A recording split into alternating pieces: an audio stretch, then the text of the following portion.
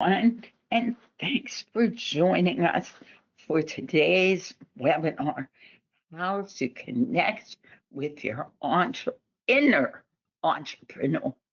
I know you'll be so glad that you made this time because we have a lot to share with you. We'll start with some important reminders. There is no CE for this particular training. You will receive the recording on Monday, and the presentation deck is not shared. It is, both of them are proprietary. Have any tech problems? We sure hope not. But if you do, go to financialsocialwork.com and you can chat with Eric, who can help you with them. You'll want to stay tuned towards the end of the presentation because we have a very significant and important discount and announcement for you. I am Rita Wolfson. I am the president and founder of the Center for Financial Social Work.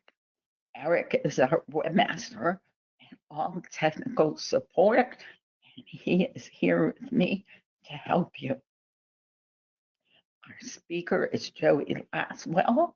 You can see he is a licensed master social worker. He is a certified financial social worker.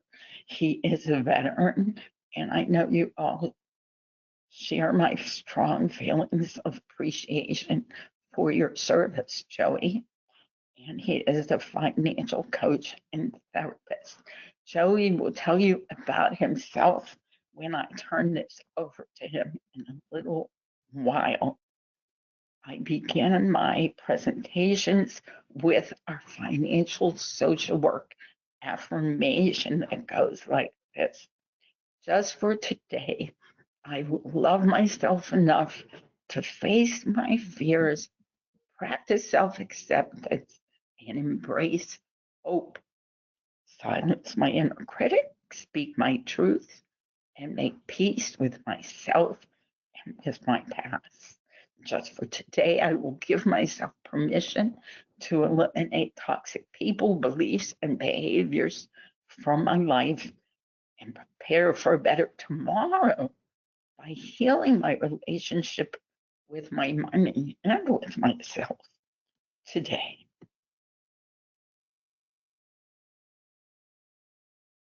I like to start with some audience participation. So, how can you, or should you, or do you think you want to discuss any of this holiday spending trends with your clients? Are they? Please put your answers in the question box. Are your clients sharing any concerns with you? Are they talking to you about money? Quite a few reports are coming out this week. One came out today that said that 43% of people are still paying off their credit card debts from last fall. And I thought that was a very significant number. And nearly 2 in 5 Americans say they just can't handle any more credit card debt. And 1 in 5 Americans are stressed about their financial situations. Eric, is anybody sharing with us how they're experiencing the holidays with their clients? Yes, we've got budgets. Yes, they touch briefly on it, but dismiss it because they don't have the money to buy Christmas gifts, etc. Debt keeps rolling over from year to year. The clients who don't keep track of their budgets. This is definitely a problem But by ignoring it, we're not solving it because these clients still need to have conversations with their families when holiday spending changes. Just wanted to give people the opportunity to ask any questions or share their thoughts. Anything else, Eric? Yes, budgets, mental health for holidays. When I worked for the Salvation Army, we'd hear from clients before Christmas more than any other time of the year because of their desire to have Christmas for their kids. The holidays is a major social factor relating to financial decision making. And a major time and space for people to build debt, especially with buy now, pay later. Okay, let's get going. So I'm going to talk to you a little bit before I turn this over to our guest speaker. I'm going to start with the journey to financial social work. And in the early 1900s, the foundations of social work and economic justice began with Jane Addams and other settlement house leaders addressing poverty, labor exploitation. Unfortunately, some of the same situations we're experiencing now. But between the 1960s and the 1980s, we got Social Security and the establishment of government support for the unemployed, elderly, and poor. These very key social work advocacy victories seem to be in flux now, that's for sure. So social workers involved in responses to the Great Depression, aligning both halting financial hardship and social support becomes explicit and more explicit these days. In the 1960s to the 1980s, anti-poverty and social justice movements were definitely happening, and they were definitely needed. In the 1980s. Those economic disparities were growing, and social work was beginning to address housing insecurity, unemployment, and income inequality. But still, we were not addressing personal finance directly. We've been researching and are well versed and knowledgeable about the issues surrounding poverty, but we've not been giving MSWs, giving professionals the tools and the skills they need to address this with their clients. So in the 1990s, there was the rise of financial literacy. In 1997, the Treasury relaunched national financial literacy initiatives. Social work education began referencing financial capability, but not referencing the emotional, behavioral, and systemic aspects of these financial problems. So the birth of financial social work as a distinct model happened in the early 2000s when I created financial social work and the center where we have financial education, behavioral change, emotional awareness, and trauma informed care. Then came COVID. Things really declined in COVID on the one hand. On the other, yes, there was a surge in demand for financial help, but the funding that came from the government was essential to keeping people out of poverty for years until that funding ended, leaving people even now, struggling certainly around student debts and many other financial areas of their lives. Looking ahead for us, we are going to continue to improve the professional recognition and integration of financial social work, expand it to health, mental health, and public policy, equity centered and trauma informed approaches, and technological innovation into access. And you should know that our textbook launched a few months ago, and that is certainly one way that we plan to move financial social work forward in our profession. So, what is financial social work? It's at the intersection of politics, the economy, gender, racial, social, economic, and other abled justice, mental health, and financial inequity. As you'll see in an upcoming slide, financial social work is very comprehensive and it is holistic. It's about behavioral changes. It encourages self sufficiency. Lots going on with financial social work. And we know that most, if not every population, can use this help. Anyone want to put into the question box populations that are missing from this slide? There are so many populations that we work with. Symptoms, lots of symptoms that you might not traditionally associate around financial problems, but they're very real.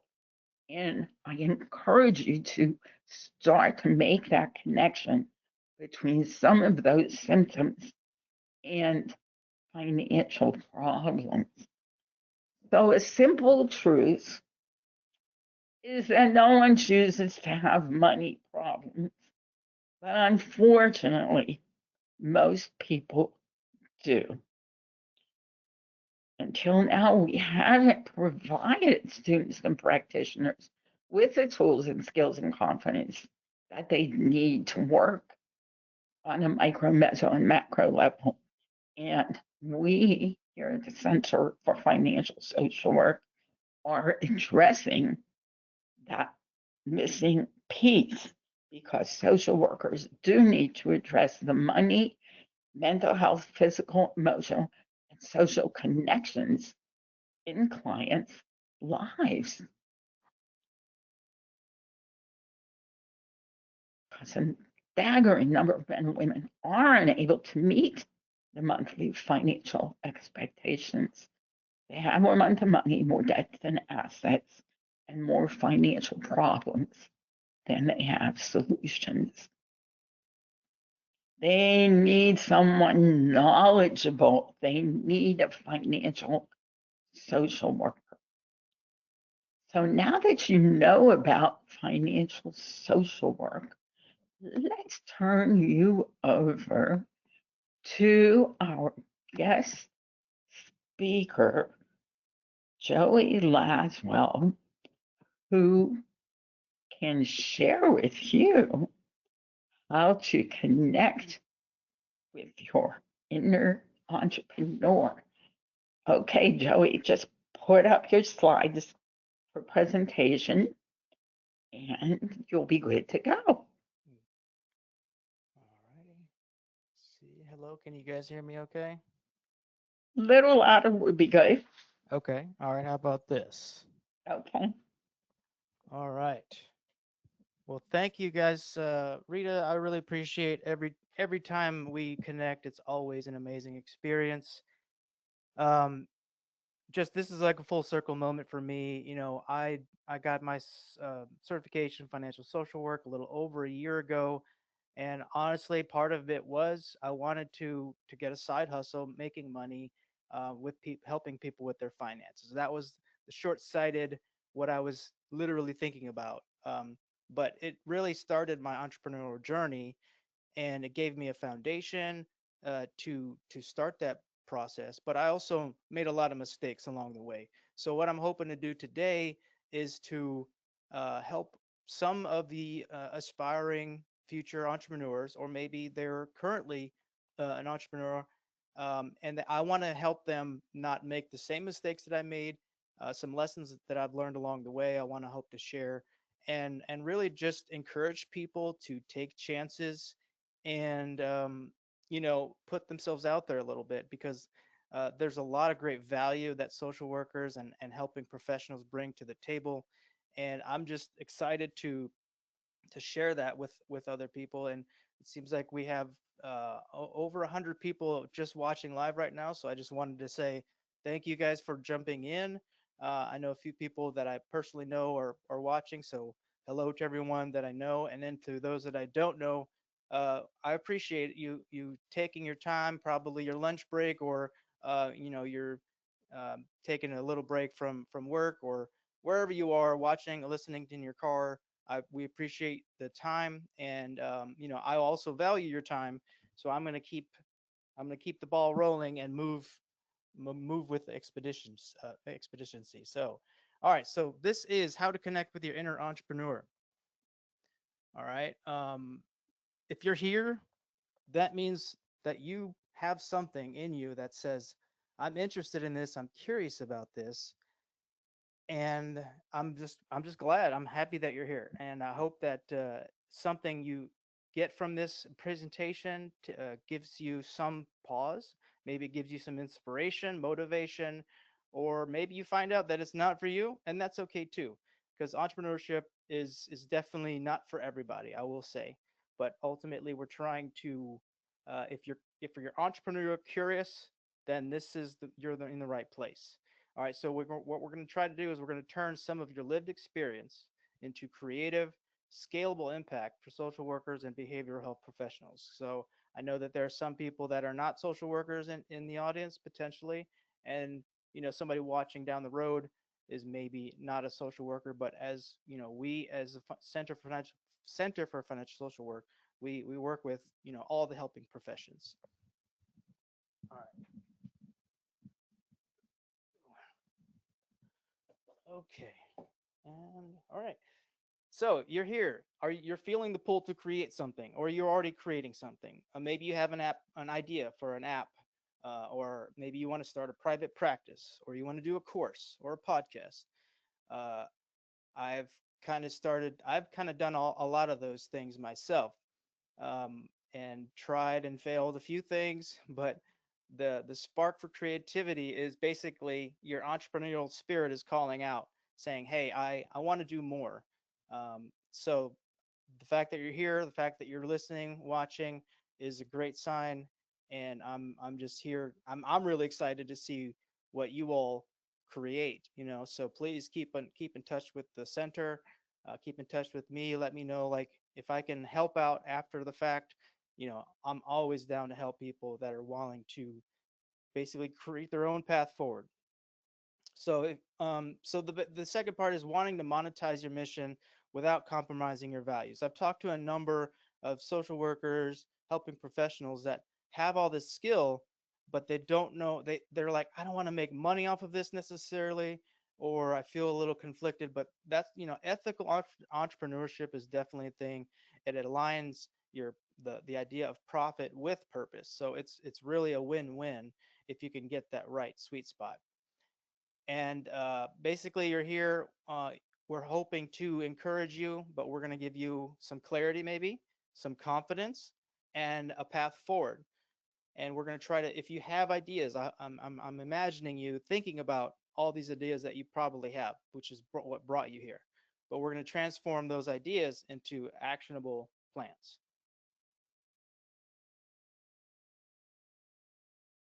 All right. So what we're going to talk about today is we're going to do the master the test, then launch playbook.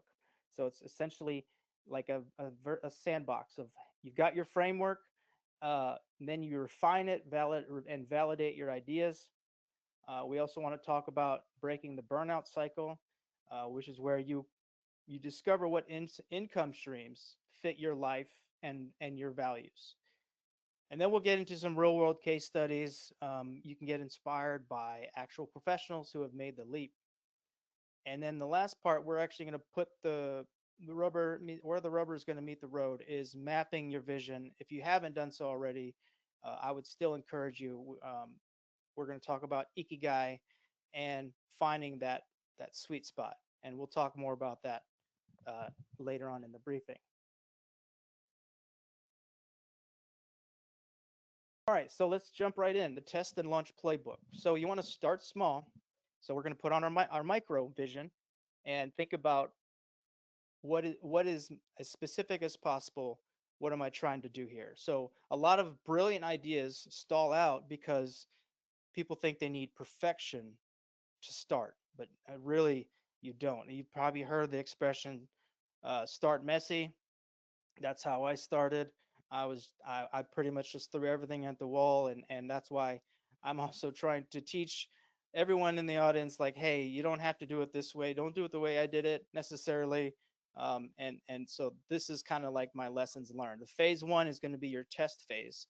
So you want to refine whatever your idea is, identify what your audience is, and then you want to create a minimum viable offer. So this is the, I mean, it's basically what it sounds like. It's the minimum offer that you can put out there that people are willing to potentially buy or purchase or spend their money or time with you. Then we can get into phase two, which is the actual structure. This is like the business structure and then the legal stuff. Sometimes people get a little ahead of themselves and they think, oh, I got to get an LLC right out the gate. That's not true.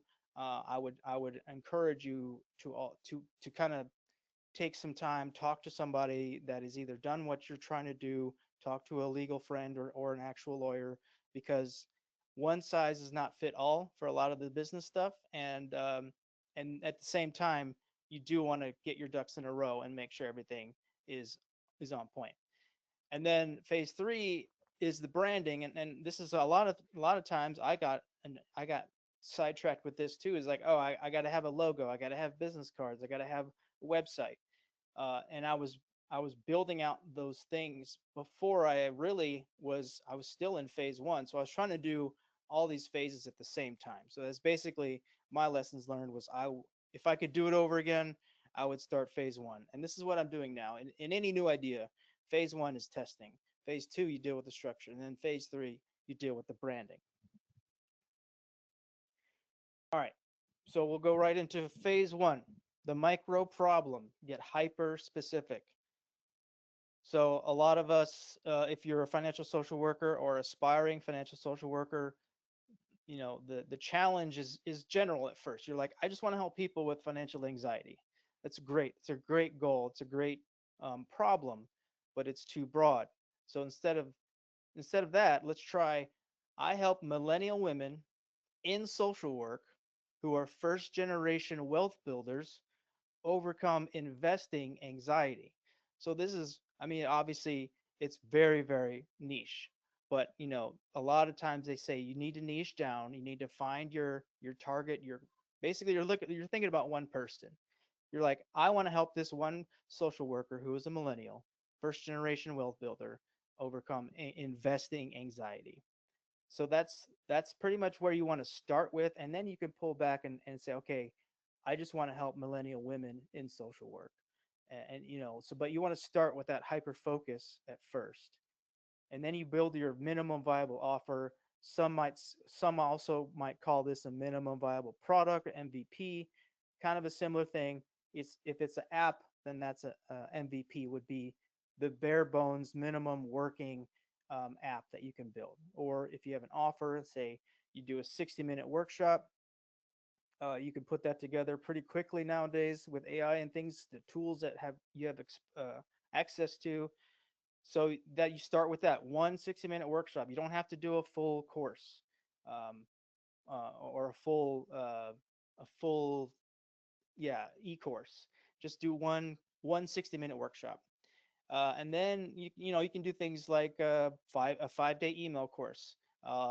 Email traffic is really amazing for getting leads and clients. So don't overlook that kind of stuff.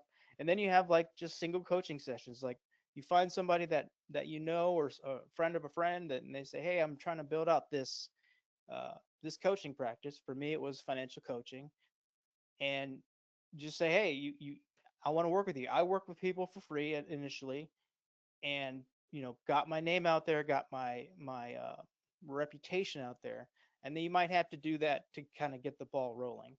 Other things you can do is like on Etsy, I see a lot of social workers putting out these guides, like little worksheets that they made, and very niche, very specific, but they're making residual passive income after they make it. So that's another option. So look at start thinking about, okay, what is the minimum product that I can create.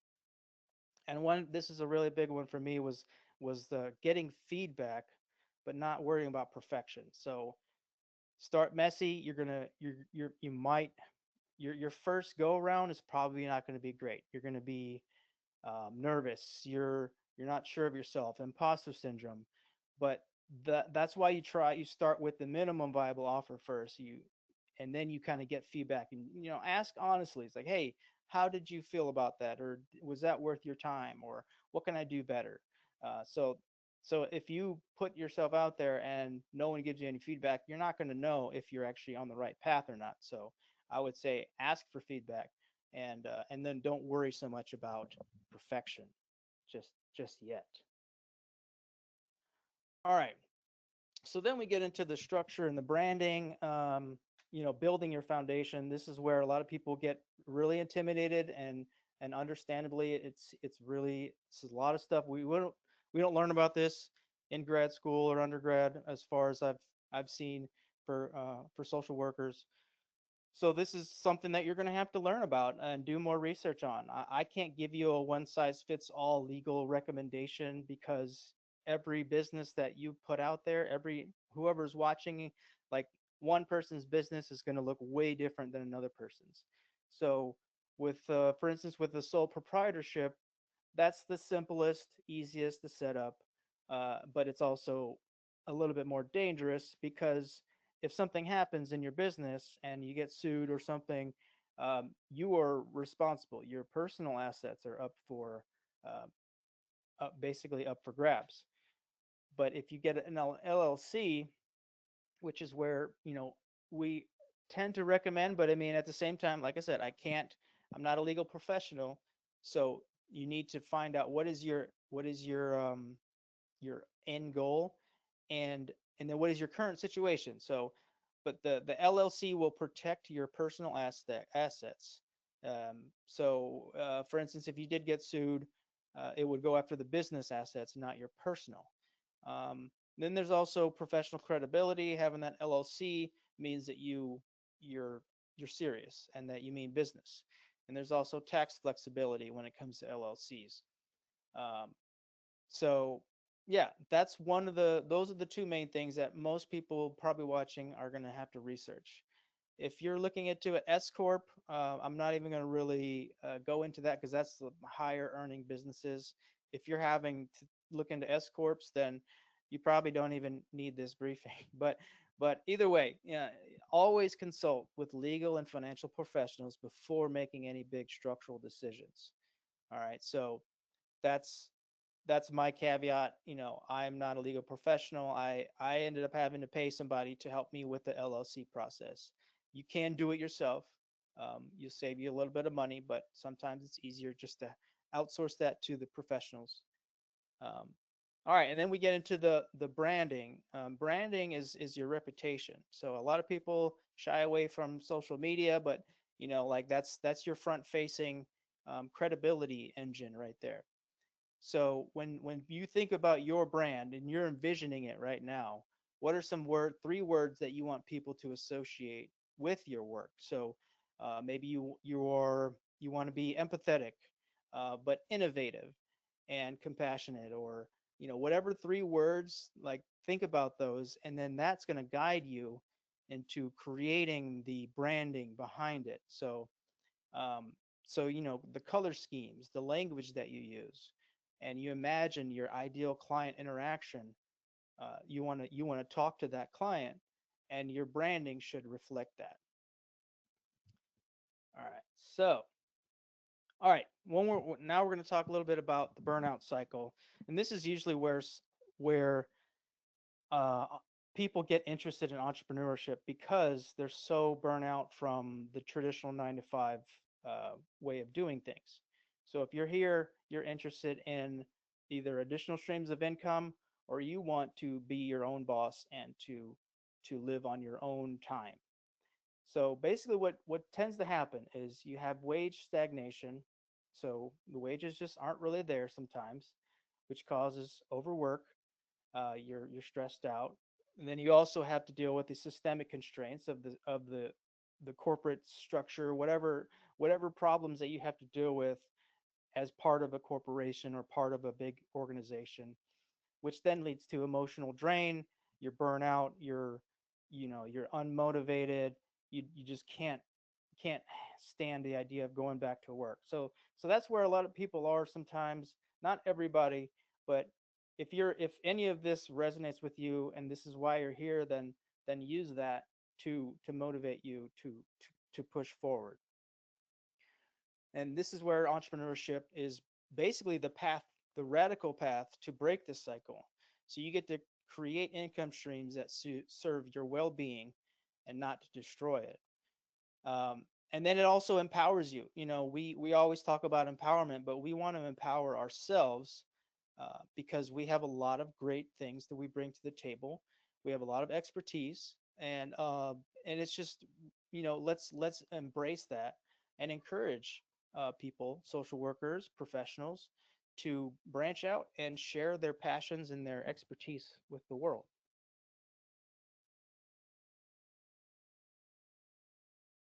All right, so these are some of the different income streams that basically kind of fit into your life. So the main ones that everyone in the 95 kind of job is active income. It's a direct exchange of your time for for money. So this could be doing one-on-one coaching or providing therapy, doing consulting or trainings like CEU trainings, or you can do a live workshop, something like this, a webinar, but you're exchanging your time, like your hour or 2 hours of time is physically exchanged for money, and that's active. Then you get into the leveraged income, which is you're serving multiple people simultaneously. So this could be doing group therapy in the evenings to bring in extra money, or you create online courses, um, or you have a membership community like school or Heartbeat, and you basically make money by having paid memberships and things like that, or group programs. And then the last part is the passive income side of things, and essentially you do the work up front, but then on the back end you get residual money coming in. So this could be like a digital download. You create a PDF, or you create, like on Etsy, you can sell PDFs, and just make money. Once you put it on the storefront, it has potential to just bring people in and bring money in perpetuity. So these are the types of income sources that we encourage. So you write a book or ebook, you put it on the Amazon page, and it's like evergreen content. It's now out there for forever potentially, and it's also a touch point for people to find you, and they say, oh, they wrote a book. Okay, that's cool. That also adds to the credibility. You can also do these pre-recorded courses now, and essentially once you record it, you put it out there, then people can buy it on things like Udemy or different kind of platforms like that. So these are all different ways to make money. But the problem that at least that I came up with was I was trying to do all these at the same time. And I mean, it's not to say that you can't, but you want to start with one offer, one active offer, and then master it. Then you can diversify. because if you start to diversify before you've mastered anything, it can cause some problems. So, um, not to say, like I said, that you can't do all these at the same time. It's just easier to focus on one thing and really master it, and then work on those other things as time goes on.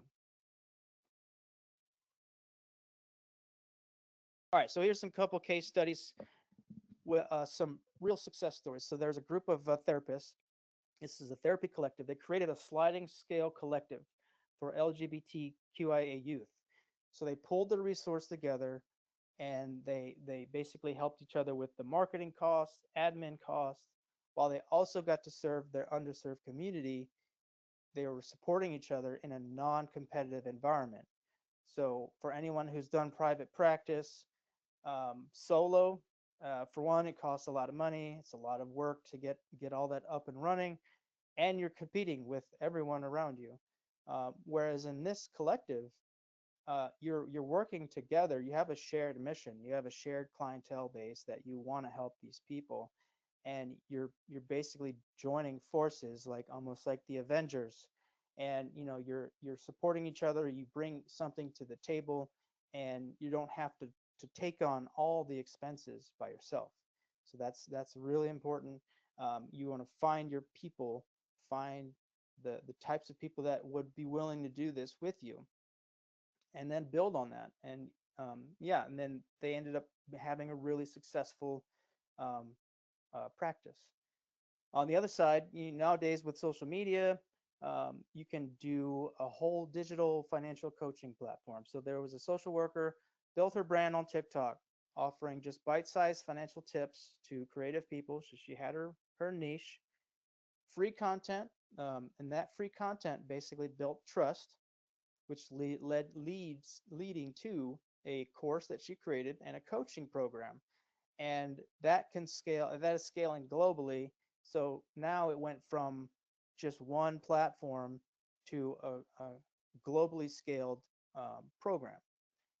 So those are some real examples of authentic expertise becoming sustainable income. And then you're aligned with your genuine need and the income. So we'll go into the ikigai part in a little bit, but these are just some examples, and I'm sure within the audience we probably have some other great examples of people who are doing great things.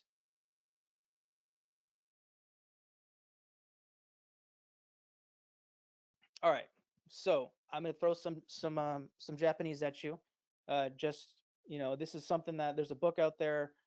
There's a lot of people talking about it, but it's essentially it's called ikigai. It's where purpose meets profit. So it's a Japanese concept that is essentially your reason for being, or your purpose in life, and or something to that extent. To that extent. Um, but really, it's a combination. It's a simple formula, but it also is kind of elusive and tricky to find. But it combines what you love, so your passion, your big passion, whatever you can talk about for hours and hours, that's your passion. That's your guiding star. Then being good at it. So that's where we get our clinical experience, our backgrounds, our lived experience, all the soft skills that we bring to the table. What are you good at? So finding what you love, finding what you're good at. And then the big thing is, what can you be paid for? So can you combine what you love and what you're good at and actually make money off of it? That's where, that's part of it. You actually have to get paid for it. So you have to provide something that people are willing to pay for. And then the last part is, what does the world need? Are you solving a problem that actually needs to be solved, or people are asking to solve? Or maybe there's gaps that you see, that you are specifically uh, that you're specifically qualified to fill that gap. So there's kind of like a Venn diagram portion where all of these things come together, and then that's your ikigai. If you can find all four of those, then you've hit the mother lode. Um, and there's a ikigai worksheet that I can send out afterwards if you're interested. I'm not sure how we could set that up, but I'm going to go through it real quick, just for the sake of getting it out there. So, Ikigai for social workers. So this is like the vision mapping portion. All right, so discovering your Ikigai. So this is something that's important. You need to do this homework, and no one is going to do it for you. You have to identify where, where all of this, because this is going to be your guiding force moving forward. Um, so this first circle, what you love, draw a circle on a piece of paper, and just write down, what parts of your work make you feel energized and fulfilled. What topics can you talk about for hours, like I said earlier, or your hobbies and passions outside of work. So that's what you love. It doesn't have to be, just brainstorm. It doesn't have to be, you know in any kind of corporate bubble. Just brainstorm. What do you love? And then you have another circle. What are you good at? What are your core clinical skills? What are some unique lived experiences that give you a special kind of perspective? Or some people, what are people always asking you for help with? That's another good one. That's a good indicator. If you're the subject matter expert, people come to you for XYZ, then that's something that you are clearly good at. What are some of the skills that you have developed over your career? Those are some of the soft skills, or some of the actual hard skills too. Grant writing, maybe public speaking, program development, things like that. So that's what you're good at. That's another circle.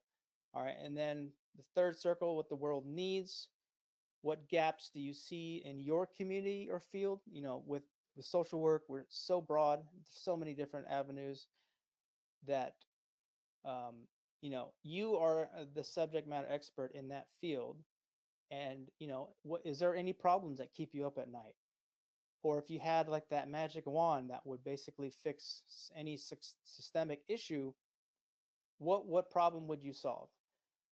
Are there any underserved or overlooked populations that you really care about? That's what the world needs, and that's where social workers are very, very highly qualified to solve those types of problems. And then, the last circle, what can you be paid for? What is a service that you could provide, or offer, that provides like a clear value, or a transformation? What is some knowledge that you have that people would pay to learn? um, or what are people in your field successfully charging for? So you can use other people's success as a template. So CEU trainings, I know a lot of social workers that will go and do CEU trainings at corporate events, and get paid. And that's you using your skill set to get paid. Other alternatives, there's clinical supervision. So if you've got you have the opportunity to now give back to the next generation, while also getting some extra money coming in. Or maybe you're like really specialized coaching that you could provide, or consulting. There's so many things that we can do to get money. I think a lot of times social workers, especially, we feel like we don't belong, or there's that imposter syndrome of like, well, I don't think I could do that. Well, you can, and people are doing it, and I just encourage everyone to take that risk, take that chance. All right. So then we have your vision map. So once you get your ikigai, all that stuff down, like there should be something in the center that has some overlap. So that's then you want to pivot into, okay, what is your core idea? We'll write that down. So based on your ikigai reflection, what is the specific problem that you want to solve for a specific audience? And we talked about that earlier. Your minimum viable offer. What is the smallest, simplest version of this idea that you can test to get feedback? So for an example, when you do a 60-minute virtual workshop, you maybe record yourself doing a 60-minute workshop. and then send it to some friends or peers or family members and ask them, it's like, hey, can you give me some feedback? That's a low cost, low barrier to an entry. You don't have to set up this whole thing. You can just start literally in your bedroom. And then you have your authentic brand in 3 words. How do you want your work to feel to others? What values are going to guide you? For example, like you want to be empowering, practical, but compassionate, or you want to be insightful, but evidence-based and calm. So what are your 3 words that you want to put out there to be part of your authentic brand? And then you're basically you're at the very first step, which is what is the one small achievable action that you can take in the next 7 days to move this forward. So time is important. People can delay, procrastinate, but action is really important in entrepreneurship. You need to take action.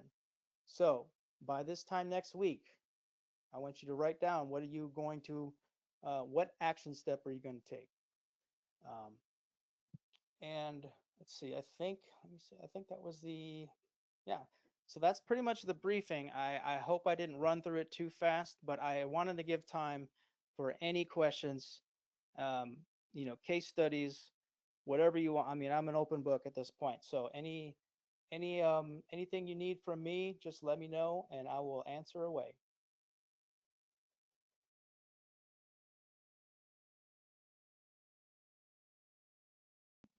All right. So back to you, Rita.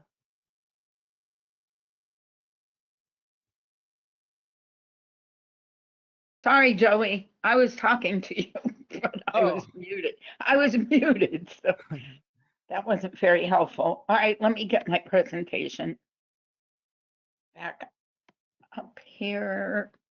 I'm trying. Okay.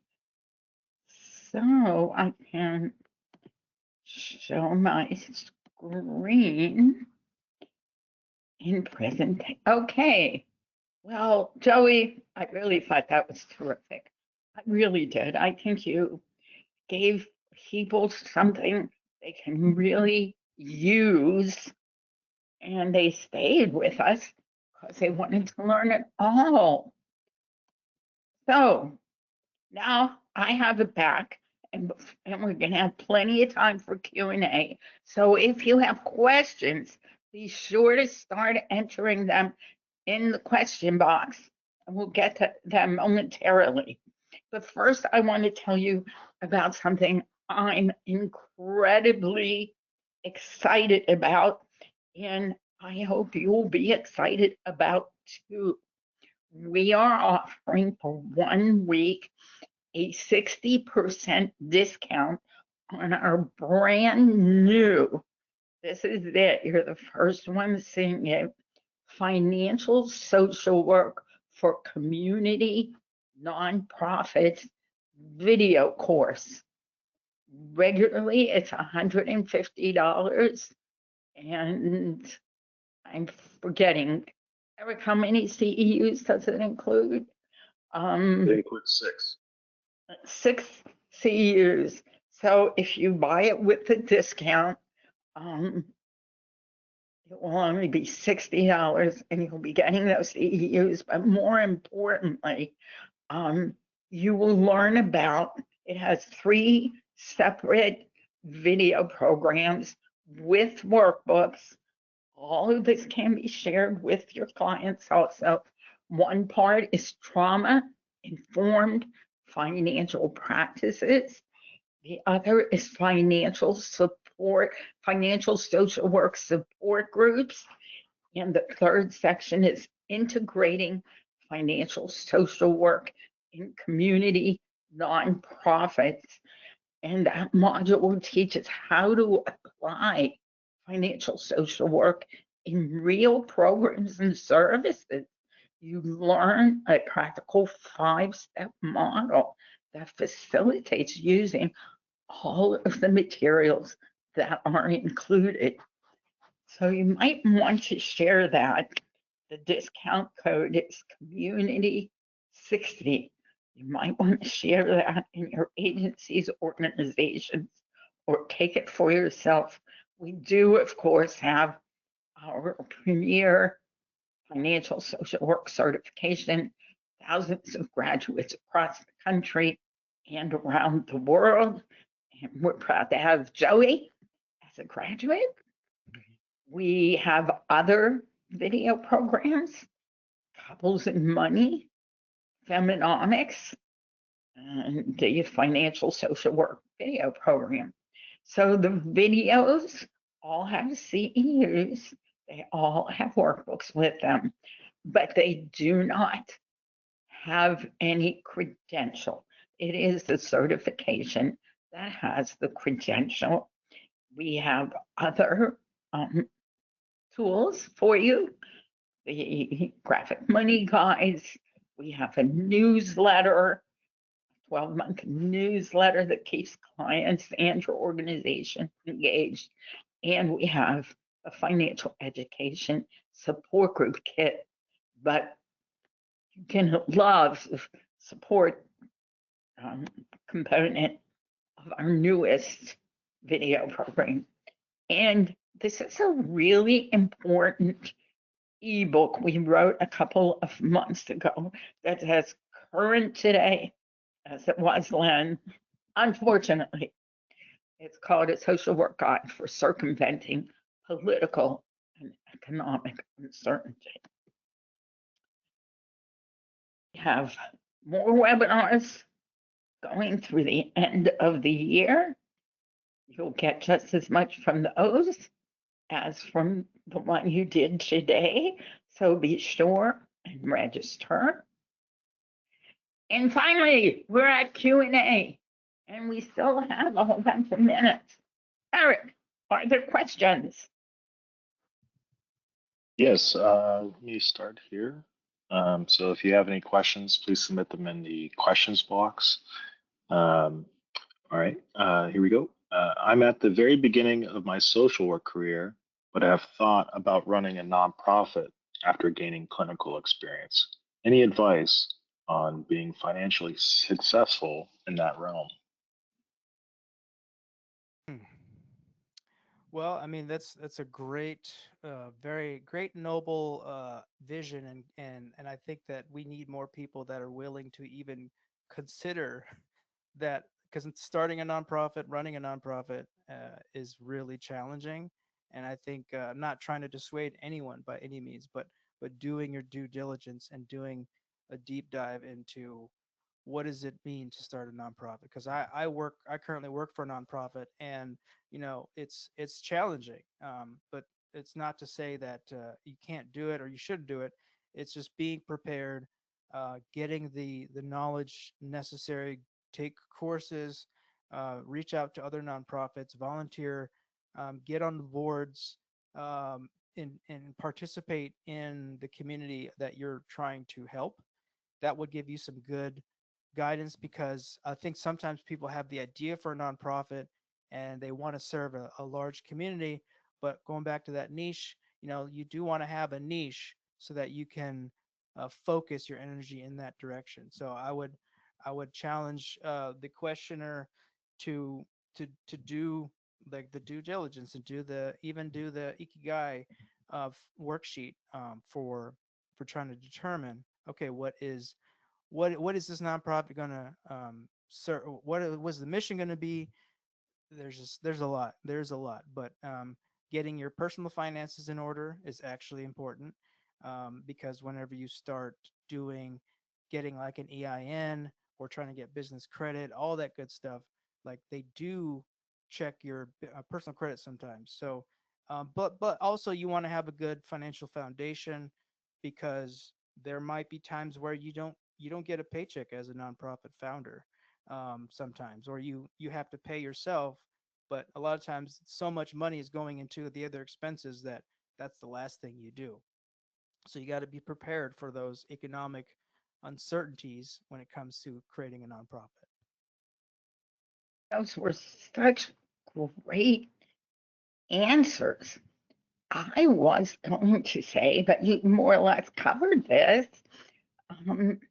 Use this time to get your expertise, gain experience. But if you can, exactly what Joey said, study not for profits, take some online courses, see what other people are doing and how they're doing it. Um, this is the perfect time for you to get started. And Joey's emphasis on finances is really timely and important because, in the end, it does always come down to finances. We may not like that, but it is the truth. So, some of you may want to study financial social work. Great answer. Okay, next question. Absolutely. Just a reminder, if you have questions, use the questions box and we will try to get to them. All right. So I work for a government agency that provides financial assistance to low income residents. We see the same people coming back year after year for assistance with no change in their financial stability. Do you have any ideas or guidance on how I introduce a pilot program for financial education without overwhelming my current job role responsibilities? Smart, smart, smart, huh, Joey? Mm-hmm. Go ahead. Do you want to answer it first, Joey?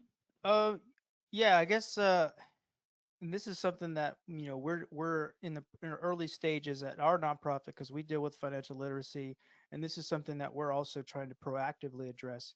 Is how do we quantify when someone is getting the right financial resources, but then just like in therapy, you do have some people that you could lead a horse to water, but then they're not going to actually follow through, and so that's why you have the recidivism or the repeat customers, because they're using the resources but they're not actually um, improving their situations at a foundational level.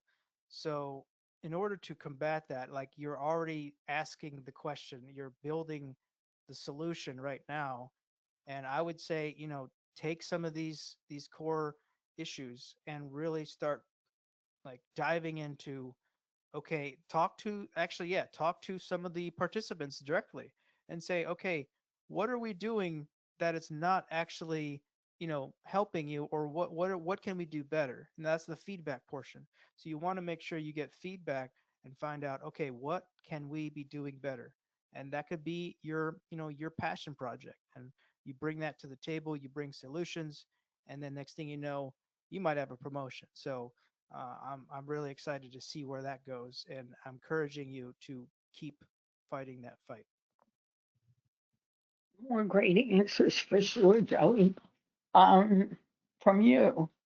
But I see this year after year with EITC, and agencies are so frustrated because they want clients to use that earned income tax credit to pay down debt, but Hmm. clients want to use it for other things um, that could build more debt, actually. But um, look for ways to put that responsibility on the client.